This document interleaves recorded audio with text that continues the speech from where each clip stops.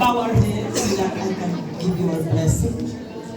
Lord God, Heavenly King, God the Father, the Almighty, once more we thank you for the laughter, for the joy that is in our heart right now while we are celebrating,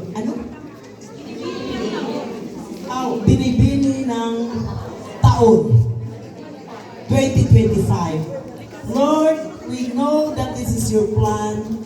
We know that the funds are not wasted because it would go to our project, having the house of worship for El Shaddai.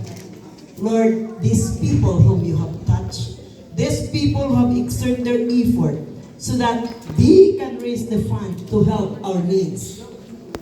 Today, tonight, I ask you to pour out your mighty blessings to all of them. Not just to them, but the entire family who had served you faithfully. Keep them safe, in good health, with prosperity, lalo kayong yayaman. Above all, with a heart that is coming from Christ's heart, in which you will shine to those people whom you are going to meet, the face of Christ. This I ask in Jesus' name as we pray together. Hail Mary, full of grace, The Lord is with you. Blessed art thou among women, and blessed is the fruit of thy womb, Jesus.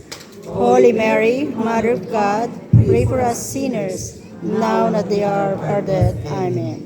God bless you all. And in the Father, of the Son, and the Holy Spirit. Amen. Mother, I love you. Ang ganda mo pag ganyan. Sabi ko naman sa iyo.